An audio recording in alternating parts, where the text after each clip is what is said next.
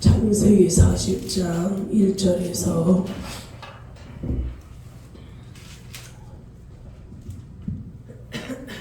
8절까지 창세기 40장 1절에서 8절 1절씩 교독합니다. 그 후에 애굽 왕의 실 맡은 자와 떡 굽는 자가 그들의 주인 애굽 왕에게 범죄한지라. 바로가 그 두 관원장 곧 술 맡은 관원장과 떡 굽는 관원장에게 노하여 그들을 친히 대장의 집안에 있는 옥에 가더니 곧 요셉이 갇힌 곳이라. 친지 대장이 요셉에게 그들을 수종하게 하매 요셉이 그들을 섬겼더라. 그들이 갇힌 지 여러 날이라. 옥에 갇힌 애굽 왕의 설 맡은 자와 떡 굽는 자 두 사람이 하룻밤에 꿈을 꾸니 각기 그 내용이 다르더라. 아침에 요셉이 들어가 보니 그들에게 근심의 빛이 있는지라. 요셉이 그 주인의 집에 자기와 함께 갇힌 바로의 신하들에게 묻되 어찌하여 오늘 당신들의 얼굴에 근심의 빛이 있나이까?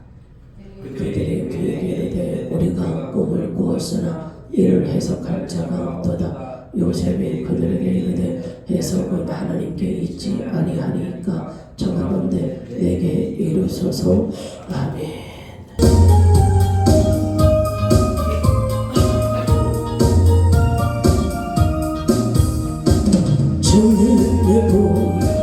주님의 보혈 보혈의 장마시네. 이스라엘 거룩한 제사같이 흐르고 있는 귀하신 저여 기쁨으로써 배부르며 영원히 마시련다. 성령으로서 세상 먹겠네. 나가더라 주님의 제자같이 넘치고 있네 성령의 폭포성. 주님 안에서 승리는 내 것일세. 주님의 보혈 주여 잔 마시네. 이스라엘 거룩한 제사같이 흐르고 있네 귀하신 저여 기쁨으로써 노래 부르며 영원히 마시련다.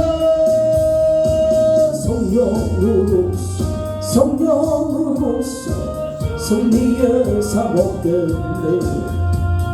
막아다라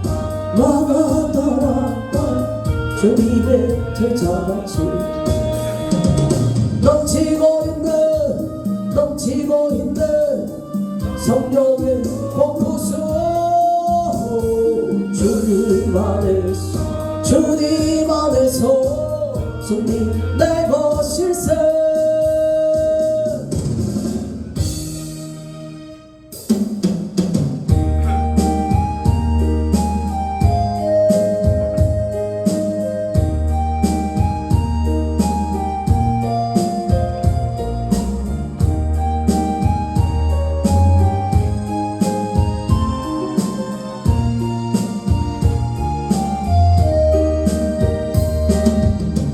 하나님 한 번도 나를 실망시킨 적 없으시고 언제나 공평과 은혜로 나를 지키셨네. 오신실하신 주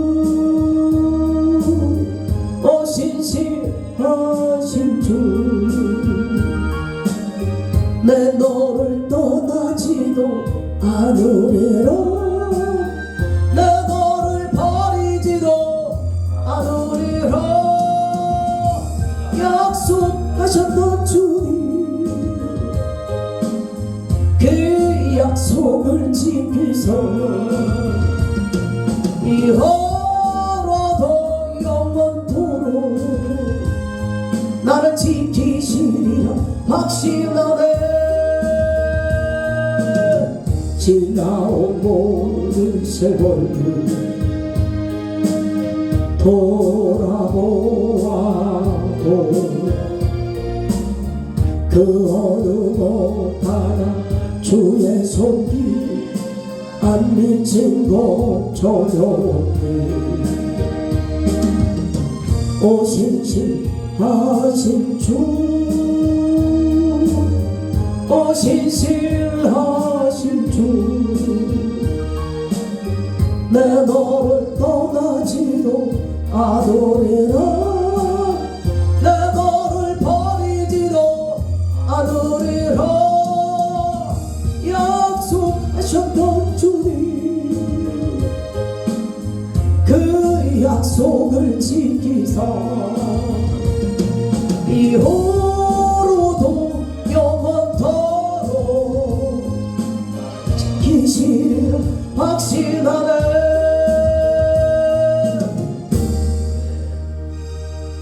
예, 이제 요셉이 지난주에서 보면 요셉이 이제 그 모함을 받았지요. 참, 그 모함도 뭐 도둑질한 것도 아니고 그 모함도 뭐 이렇게 뭐 이렇게 누구랑 다퉈서 들어간 것도 아니고 뭐 배고파서 뭘 훔쳐먹다가 간 것도 아니고 이 모함이 요셉에게는 참으로 수치스러운 뭐 이게 꼬리표가 따라다니잖아요. 그래서 감옥에 들어간 이 죄수들도 이렇게 성범죄 뭐 이런 거는 굉장히 막 사람 취급도 못 받고 굉장히 막 그런 데서도 맞고 막 그런다 하는데 이 요셉도 강간 미수범이라는 이 프레임이 딱 씌워진 거예요.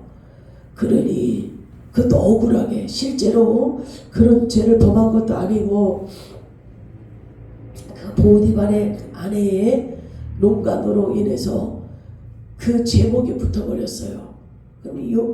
그래서 이제 감옥에 갇히게 된 거죠. 요셉이 감옥에 갇히게 되어졌을 때 그 감옥은 그 나라에 잡범들이 들어가는 감옥이 아니라 그 종살이를 하다가 여주인을 겁탈하려고 하다가 그것이 미수로 끝났으면 잡범이잖아요. 그러면 그냥 잡범 수용소로 들어가면 돼요. 그런데 요셉이 들어간 데는 잡범이 아니라 그 왕궁에서 죄를 저지른 그런 사람들이 들어가는 그런 감옥으로 들어간 거예요. 이 요셉이.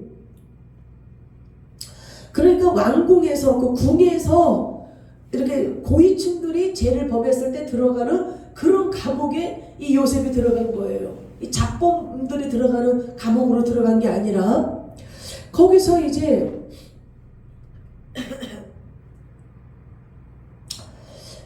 거기에서 이제 그 요셉이 이 간수장에게 그 39장 21절에 보면은 여호와께서 요셉과 함께 하시고 그 안에 인자를 더하사 간수장에게 은혜를 받게 하시며 간수장의 옥중 죄수를 다 요셉의 손에 맡기고 그 재반 사물을 요셉이 처리하고 간수장은 그의 손에 맡긴 것을 무엇이든지 살펴보지 아니하였으니 이는 여호와께서 요셉과 함께 하심이라 여호와께서 그를 범사에 형통케 하셨더라.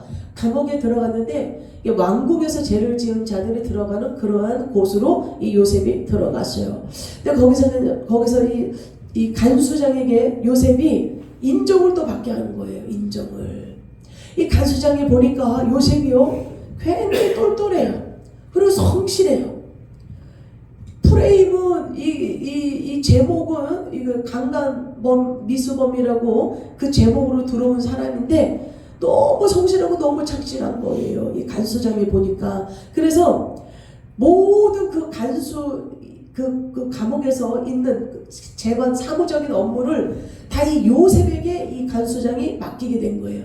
그래서 요셉이 다 죄수한 사람 한 사람을 다 기록하고 이 무슨 제목으로 들어왔는지 뭐 이런 거 다 기록하고 그들의 이 감옥에서 일어나는 뭐 사건 사고 여러 가지 뭐 분쟁 뭐 다툴기도 하고 감옥에서도 뭐 그러니까 여러 가지 모든 업무를 다 이 요셉에게 맡겨서 요셉이 그렇게 이 처리를 하고 있었던 그때예요. 그렇게 들어가서 딱 요셉이 그러니까 옥중 생활을 그렇게 하고 있는 그때에 40장 1절 볼까요? 시작. 그 후에 애굽 왕의 손 맡은 자와 떡 굽는 자가 그들의 주인 애굽 왕에게 범죄한지라.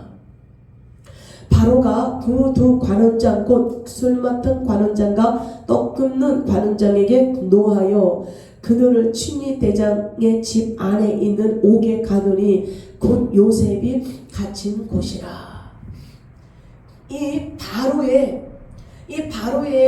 바로 이 왕에게 술 맡은 관원장, 그러니까 왕이 먹는 왕의 이 상에 이 술이 올리는 그 일을 하는 감독관, 그 애고 왕의 술 맡은 관원장.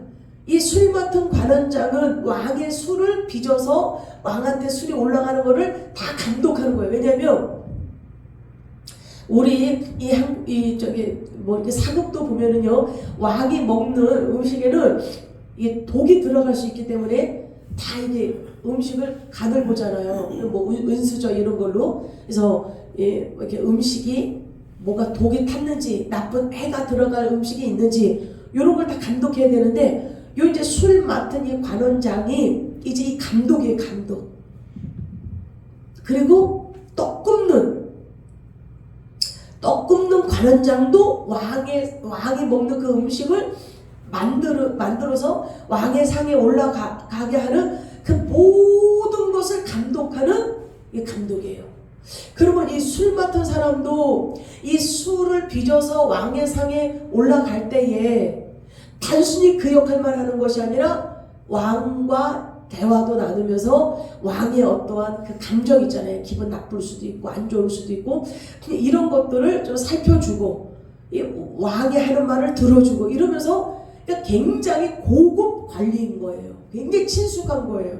왕이 술 한잔 먹으면서 뭐 이렇게 얘기하고 그러면 왕과 담소도 나누고 이러는 위치니 이 술 맡은 관원장의 이 권력이라는 거는 날아가는 새도 떨어뜨릴 만한 이러한 권력인 거예요. 대단한 고급 관리인인 거예요. 음식도 마찬가지입니다. 떡 굽는 관원장도 왕이 먹는 모든 음식을 다 왕이 입속으로 들어가는 모든 음식을 이 관원장이 다 관리를 했으니 엄청난 이 권력을 가진 그런 사람인데 이들이 무슨 죄를 진 거예요. 그러니까 어떤 죄를 졌는지 제목은 나오지 않지만 2절에 보면은 바로가 두 관원장과 술 굽는 관원장과 떡 굽는 관원장에게 노했다는 거예요. 그러니까 아주 그들이 죽임을 당할 죄를 졌으면 그 즉시 칼을 뽑아서 죽이던가 했었을 텐데 뭔가 심리 상태를 왕에게 어떤 왕이 기분 나쁘거나 왕이 뭔가 노할 만한 그러한 사건이 이들에게 있었던 거예요. 이거는 중요한 것이 아니니까 성경에서는 중요하게 다루지를 않고 있어요. 왜냐하면 주인공이 요셉이기 때문에 이들은 엑스트라로, 이게 드라마로 치면 엑스트라로 나오는 장면이기 때문에 뭐 자세하게 그들이 어떤 죄를 졌는지 이건 중요한 게 아니기 때문에 안 나오는데 어쨌든 이 바로에게 굉장히 분노할 만한 일을 이들이 산 거예요. 이들이. 그러니까 그 즉시 그 자리에서 죽일 만한 제목은 아니지만은 죄를 범했기 때문에 이들이 옥에 갇힌 상태입니다. 그랬을 때 그러니까 고위 관리직이니까 이 요셉에게 수종을 들게 한 거예요. 자, 3절 4절 보면 이렇게 돼 있어요. 같이 읽어보시죠. 그들을 친위 대장의 집 안에 있는 옥에 가두니 곧 요셉이 갇힌 곳이라. 친위 대장이 요셉에게 그들을 수종 들게 하매 요셉이 그들을 섬겼더라. 자, 감옥에 들어갔는데 친위 대장이 친히 요셉에게 부탁을 하는 거죠. 뭐냐면 그들을 특별히 수종 들게끔.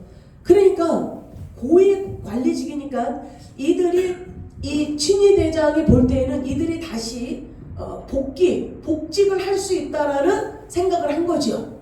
이들이 그냥 충분히 이들은 사형이야 라고 친위 대장이 생각을 했다면은 이 요셉에게 수종을 들게끔 아주 특별 대우를 해주게끔 하지 않았을 텐데, 이 고위 관리직이라는 이 사람들이 이 친위 대장이 볼 때는 어느 정도 왕의 노가 풀리면, 화가 풀리면은 다시 그 자리에 이들이 복직해서 다시금 권력을 휘두를 수 있다라고 이 친위 대장은 생각을 한 거죠. 그러니까 특별 대우를 해주는 거예요. 불편한 게 없는지 어려운 게 없는지 특별히 요셉에게 신경을 쓰게끔, 그래서 그들이 편안하게 생활을 하게끔 옥중에서도 이런 특별 대우를 이들이 받은 거지요. 그래서 요셉이 이들과 나라의 고위 그 일을 하는 그들과 이제 요셉이 이제 접촉하는 그러한 상황이 벌어진 거예요. 자, 후에는 요셉이 이 애굽의 국무총리가 되어지잖아요. 국무총리가 되어질 때 이 시점이 뭐냐면 바로 이거예요. 이 술 맡은 간원장과 이 떡 굽는 간원장을 만나는 이 계기가 요셉이 나중에는 나라의 제2인자가 되어지는 발돋움의 역할이 된 것입니다. 그러니까 상상도 못할 일이죠. 나중에 이스라엘의 역사가 이거 다 얘기하고 있어요. 이스라엘에는 성경책이 역사책입니다. 역사가 다 기록되어 있는 거예요. 그러면은 요셉이 이때 당시에는 몰랐단 말이에요. 몰랐어요. 자기가 애굽의 국무총리가 되고 자기로 인해서 가뭄이 들어서 또 모든 가족들이 애굽의 고센 땅에 있을 거라는 거는 이 요셉이 상상도 못할 일이지요. 단지 지금 요셉은요, 잡범입니다. 잡범. 감옥에 들어가 투옥되어 있는 사람이에요. 그런데 자, 5절 같이 읽어볼까요? 옥에 갇힌 애굽 왕의 술 맡은 자와 떡 굽는 자 두 사람이 하룻밤에 꿈을 꾸니 각기 그 내용이 다르더라. 아침에 요셉이 들어가 보니 그들에게 근심의 빛이 있는지라. 요셉이 그 주인의 집에 자기와 함께 갇힌 바로의 신하들에게 묻되 어찌하여 오늘 당신들의 얼굴에 근심의 빛이 있나이까. 그들이 그에게 이르되 우리가 꿈을 꾸었는데 이를 해석할 자가 없도다.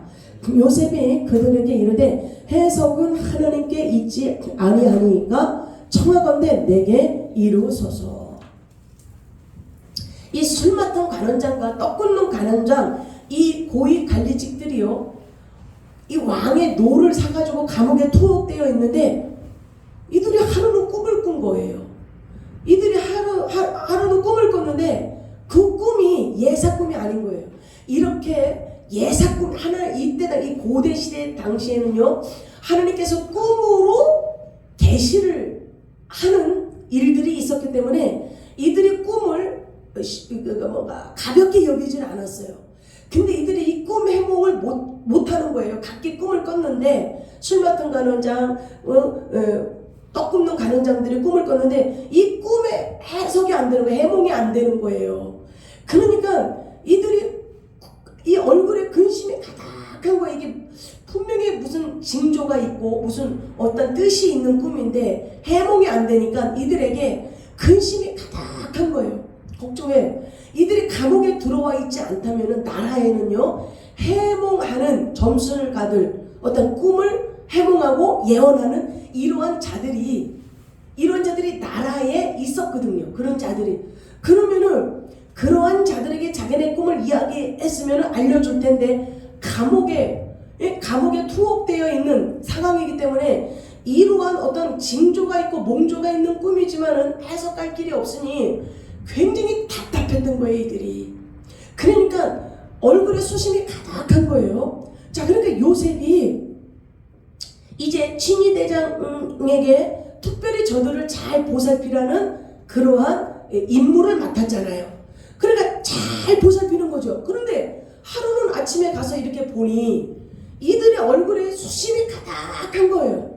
그러니까 요셉이 아니 왜 이렇게 요셉이 그 주인의 집에 자기와 함께 7절 보면 자기와 함께 갇힌 바로의 신하들에게 묻되 어찌하여 오늘 당신들의 얼굴에 근심의 빛이 있나이까 이렇게 묻는 거예요 그들에게. 아니 근데 깜빵에 있으면서 뭐 이렇게 행복하겠어요. 왕의 노를 사가지고 언제 죽을지도 모르고 복직할 수도 있지만 언제 죽을지도 모르는데 뭐가 그렇게 행복하겠어요. 근데 이 요셉이 그 임무를 잘 수행하는 거예요. 얼굴빛이 감옥에 들어와 있기 때문에 뭐 행복하진 않겠지만은 어저께하고 다른 거야. 오늘 아침에 이들의 얼굴을 보니까 자세히 보니까 수심이 가득한 걸 느낀 거예요. 그러니까 맡은 임무를 얼만큼 최선을 다하는가 이게 굉장히 중요하죠. 세밀하게 이 요셉은 관찰을 했다라는 거예요. 근데 이들이 말하는 거예요. 꿈을 꿨는데 이 꿈을 해석할 길이 없다. 이 꿈 때문에 우리는 지금 마음에 수심이 가득하다라고 얘기를 하니까 요셉이 뭐라고 그러냐면 8절 보면 요셉이 그들에게 이르되 해석은 하나님께 있지 아니하니까 청하건대 내게 이루소서. 해석은 당신들에게 있는 것이 아니라 꿈을 꾸게 그 꿈을 하나님이 보이게 하셨으니 그 꿈을 하나님이 당신들에게 보이게 하셨으니 그 꿈의 해석은 당신들 안에 손에 있는 것이 아니라 하나님 손 안에 있으니 내게 그 꿈을 구하면 그 꿈을 내가 해석해 줄 것이다. 왜? 요셉은 하나님과 함께하는 사람이었고 하나님과 동행했던 사람이다라는 거죠. 그러면 요셉이 그들에게 왜 당신들의 얼굴에 수심이 가득하나이까? 그럴 때 요셉은 얼굴에 수심이 없었다라는 거예요. 자, 요셉은요 완전히 잡범 수준 아닙니까? 강간범으로 프레임이 씌어져서 투옥이 되었지만은 우리는 프레임이라는 걸 알지요. 성경을 읽다 보니까. 그러나 그들은 진짜 요셉이 그런 짓을 할래다가 이런 악한 일을 할래다가 들어왔는지 알 길이 없으니 그 제목으로 이 사람을 보지 않겠어요? 그러면 요셉 입장에서도 기쁜 일이 뭐가 있겠어요? 막 수종 들고 막 업무 막 제반 업무하고 그럴 힘이 있겠냐고요. 솔직히 요셉이. 왜? 요셉 입장도 땅이 무너지는 거예요. 요셉 입장도 인생이 끝났다라고 볼 수도 있는 거예요. 왜? 재수 요셉 몇 번 나와 사형 언도 떨어지면 그냥 가는 거예요. 목 잘리는 거예요. 근데 뭘 남의 얼굴을 살피고 수심이 뭐 때문에 이렇게 수심이 있습니까? 그럴 재간이 있냐고. 요셉 입장에서도요. 최선을 다해서 형들의 농간으로 인해서 인신매매 당한 거예요. 팔아버렸잖아요. 죽일래다가 팔아버렸잖아요. 돈 주고 팔아버렸어요. 그게 인신매매지 뭡니까? 그러면 남의 나라 애굽에 가서 종살이 했습니다.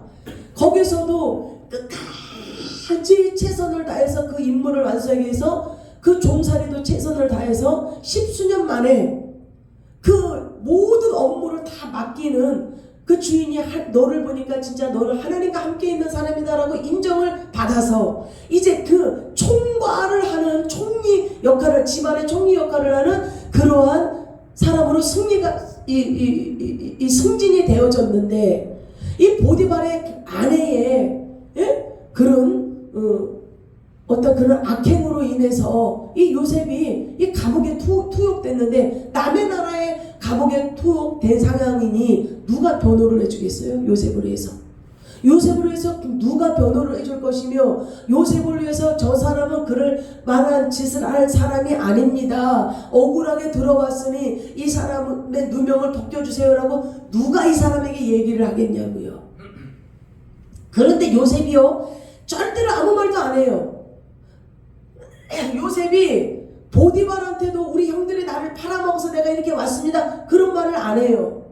그리고 이 감옥에 와서도 이들에게 꿈 해몽을 해준 다음에 당신들이 이 술 맡은 간원장에게 당신은 이제 앞으로 복직을 할 것이니 당신이 복직이 되면 나를 좀 여기서 나가게 해주세요. 나는 여기에 들어올 만한 일을 하지 않았습니다. 이 말밖에 안 합니다. 보디발의 아내가 막 자기를 막 그냥 유혹해가지고 자자 그러고 그걸 거부하니까 나를 이렇게 프레임을 씌워가지고 강간범으로 나를 이렇게 집어넣었다 이런 말 안 해요.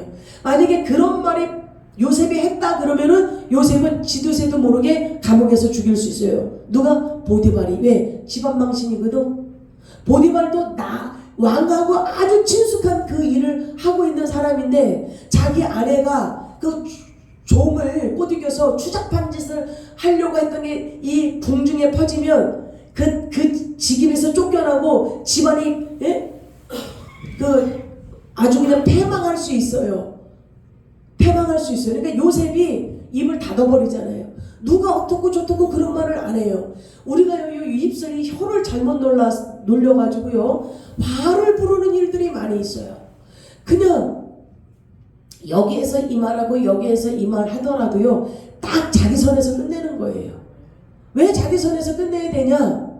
이 사람 말을 들어보면 이 사람 입장도 이해가 돼요. 이 사람이 터무니없이 뭐 조금 더 보탤 수도 있고 더 보탤 수도 있지만은 이 사람 입장에서 누군가가 나를 붙들고 하소연할 때 이 사람 입장도 이해가 되고 그럼 요 사람이 하소연할 때 이 사람 입장도 이해가 되는 거예요. 왜? 자기 수준에서 최고의 변호인은 자기 자신이에요. 왜? 자기 자신은 자기를 너무 잘 아니까 무슨 잘못된 행동을 하더라도 충분히 그럴 수 있어 라고 자기 변호를 해주는 게 자기 자신이에요. 그럼 그 상황에서 뭔가 속상하고 힘들어서 누군가에게 이야기를 했을 때에 그 사람 입장에서는 충분히 속상할 수도 있고 이 사람 또한 이런 상황에서 얘기를 했을 때에 이 사람 입장에서도 충분히 속상할 수가 있는 거예요. 요셉 입장에서 보면 억울하잖아요. 형들이 그렇게 잘 있었냐? 잘 잤냐? 이런 말 한마디도 안 할 정도면 요셉도 형들에게 왜? 엄마와 자기 그 큰엄마 작은엄마 자기 엄마와 자기 아빠와의 관계지 자기는 잘못이 없잖아요. 요셉은 그 형들에게 그렇게 취급을 당할 만한 그 특별한 잘못이 없어요. 그 아버지가 유독 요셉을 사랑해서 채색 옷을 지어 입히고 그런 거지 요셉이 개인적으로 그 형들에게 잘못한 건 없어요. 그럼 요셉의 입장에서도요 형들에 대한 분노와 그렇게 잔인하게 자기한테 행동하고 왕따시키고 이런 거에 대한 분노와 상처가 요셉에게도 어마무시할 거란 말이죠. 그럼 형들 입장에서도 요셉이 직접적으로 자기들한테 잘못한 건 아니지만은 요셉의 그 엄마 라헬을 통해서 그 어떤 자기네가 받은 그런 불이익 이런 걸 생각할 때에 그들은 또 그들 나름대로의 고통과 상처가 있기 때문에 그렇잖아요. 각자 상처가 있고 아픔이 있고 그런 거예요. 그러니까 모든 사람들이요. 어떤 사람이 시어머니랑 며느리랑 막 다퉜어요. 막 싸웠는데 어떤 사람이 안방에 가가지고 시어머니 말을 다 들어보더니 당신 말이 맞다고 해요. 당신 그 며느리가 참 잘못한 거라고 이렇게 했어요. 근데 부엌에 가더니 그 사람이 또 며느리 말을 다 들어보더니 시어머니가 잘못했다고 말이야. 시어머니가 잘못한 거고 당신이 맞다고 그렇게 얘기한 거예요. 그러니까 옆에서 가만히 그 행동을 봤던 사람이 왜 당신은 시어머니한테 가가지고는 며느리가 잘못했다 그러고 며느리한테 가서는 시어머니가 잘못했다 그러고 뭐하는 짓이냐 그러니까 그 말 듣고 보니까 당신 말도 옳다고 당신 말이 맞다고. 그러니까 각자 입장에서 각자 상황에서 보면은요 다 이유가 있고 상황이 있는 거예요. 그런데 요셉은요 그 형들이 잘못했던 것들을 좀 아버지한테 갖다가 고했잖아요. 그래가지고 아버지가 그 형들을 야단치고 이런 대목들이 있잖아요. 그런 걸로 인해서 자기가 여러 그런 것도 다 포함이 됐고 이런 거 다 포함이 돼서 어쨌든 형들과 관계가 더 안 좋아지는 악순환이 되는 그런 경험을 요셉이 한 후에는요 이 팔림을 당하고 나서 이 노예 생활을 하고 그러면서요 한마디도 요셉은 쓸데없이 혀를 놀리지 않는 거예요.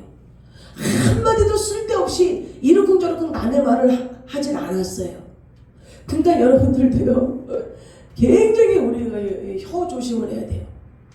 함부로 말하지 말고 함부로 누가 어떻고 저떻고 얘기하지 말고 함부로 누군가가 전화 여러분들한테 와서 아무개 어떻고 저쩌고 얘기를 한다면 그냥 그런 얘기 그냥 하지 말라고 얘기를 하는 게 좋아요. 나는 그런 얘기 별로 듣고 싶지 않으니까 그냥 하지 않았으면 좋겠다. 이렇게 하면 딱 좋아요. 근데 할 수 없이 그 얘기를 들을 수밖에 없는 상황이라면 듣고 딱 끝내는 거예요. 아, 저 입장에서는 그래, 그럴 수가 있겠구나. 그리고 고생해서 딱 끝나면 할렐루야.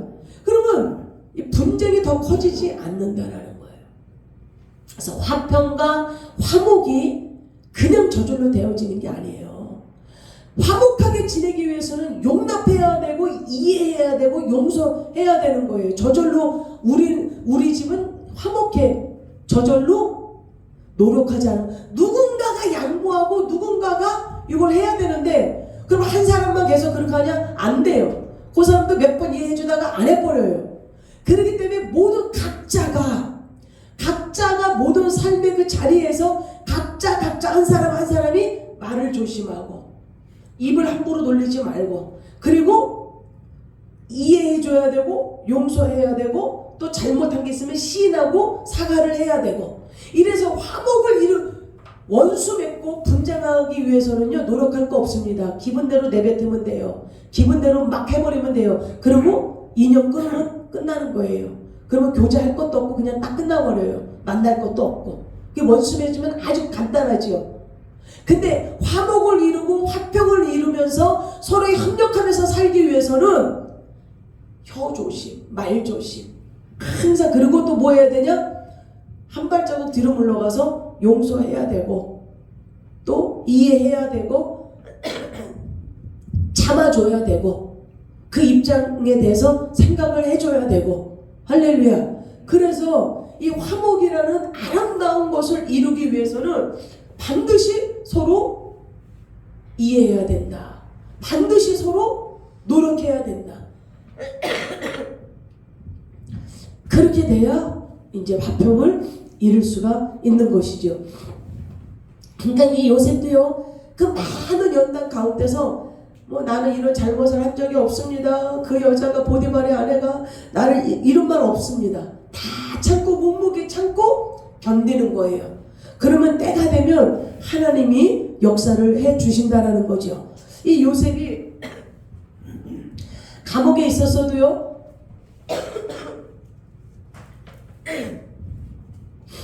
요셉 같은 경우에 예를 들어서 누가 나를 위해서 변호해 주겠어? 몇 번 요셉 나와 사형 그러면 끝나는 인생인데 뭘 이렇게 열심히 사냐고요. 뭘 이렇게 다른 사람의 얼굴 낯빛까지도 흐려진 거를 체크해가면서 가게 손이 발에대도록 그들을 섬겨주고 이 깜빵에서까지 뭐하러 이렇게 하냐고요. 근데 하나님은 그것도 다 보신다. 그러니까 어느 상황에 있든 간에 어느 처지에 있든 간에 하나님이 나에게 주신 그 역할, 그 일을 최선을 감당할 때 역사는 이루어진다는 거예요. 그러니까 요셉의 인생이 끝날 거라고 생각했던 이 감옥에서 오랫동안 있다가 병들어 죽던 이 감옥에서 뭐 사형을 받든 이렇게 죽을 수밖에 없는 이 상황이지만 하나님은 이 요셉을 건져내 주셨다라는 거예요. 네? 어떻게 어떤 상황에서 이 떡 굽는 관원장과 술 맡은 이 관원장들의 얼굴을 살피면서 당신들의 얼굴이 왜 이렇게 수심이 있냐 이러면서, 그러니까 뭐냐면 어려움도 당했던 사람들이 어려운 사람들을 도와주는 거예요. 맨날 호의호식하고 말이야 기공자처럼 살아가면은요 다른 사람 배고파 하는 거 눈에 안 들어와요. 맨날 사지 멀쩡하고 건강하고 그러면 다른 사람이 아프다 그래도 그거 못 느껴요. 왜? 자기는 건강하고 아프질 않으니까. 자기는 돈이 많고 자기는 떵떵거리고 행복하게 사니까 다른 사람이 물질이 딸리고 힘들어서 얼마큼 고통받을까 생각 안 해요. 그래서 이 위로도요, 이 상처도 많이 받은 사람이 이 상처받은 사람을 보듬어주고 감싸줄 수 있는 거예요. 상처도 많이 받았던 사람이 그 상처가 이제 수습이 돼야지, 회복이 돼야 되죠. 상처받던 사람들을 이해하고 용서하면서 그 사람이 다른 사람, 상처 많이 받았던 사람에게 위로가 되는 거예요. 그러니까 어떤 사람이 그렇잖아요. 자기는 엄청나게 고통을 받고 그러는데 아무 고통도 안 받았던 사람이 와서 위로를 해주면 그 위로가 되겠어요? 근데 이 사람이 어떻게 큰 타격을 받고 그 슬픔에 젖어 있을 때 이 사람은 자기보다 더 큰 타격을 받은 사람이야. 자기보다 더 큰 상처를 받은 사람이야. 그 사람이 와서 위로해 줄 때 이 사람은 위로가 되는 거예요. 그러니까 우리가 살아가면서요, 때로는 상처도 있을 수 있고 어려운 고난과 역경이 우리 삶 속에 일어날 수 있지만은 그것이 우리 인생에 다 발돋움이 되는 거예요. 그것을 잘 거치고 나면 내가 받았던 상처로 다른 사람에게 위로가 될 수 있고, 그렇잖아요. 내가 받았던 어려움으로 다른 사람에게 또 힘이 되어줄 수 있는 거예요. 그러니까 저나 여러분이나 살아가면서 때로는 이러한 상황, 때로는 이런 환경을 다 삶 속에서 겪고 또 삶 속에서 그것을 마주 대하고 이러면서 우리 인생이, 이 삶의 인생이 펼쳐질 때에 이 하늘나라에서도 다 기록이 되어지는 거예요. 이 사람의 일생을 평가할 때에, 이 사람의 일생을 평가할 때에 조금만 요만한 소리도 이 사람은 듣지 못하고 자기한테 요만한 나쁜 소리가 들으면 이 사람은 그것을 다 퍼보고 그것을 다투고 싸웠다. 이거 다 적혀서. 그러나 이 사람은 모든 억울한 소리 누명을 써더라도 다 참고 이기면서 견뎠다. 이것도 그 사람 일생에 다 써져 있는 거예요. 그럼 요셉 같은 경우에도 자기 형들 만나가지고도 니네가 형이야? 이러면서 보복해야 된다 하지 않잖아요. 오히려 형들은 두려워 떨고 있잖아요. 우리가 요셉 판 것을 용서해달라고 막 이러잖아요. 그러나 이 요셉이 뭐라 그래요?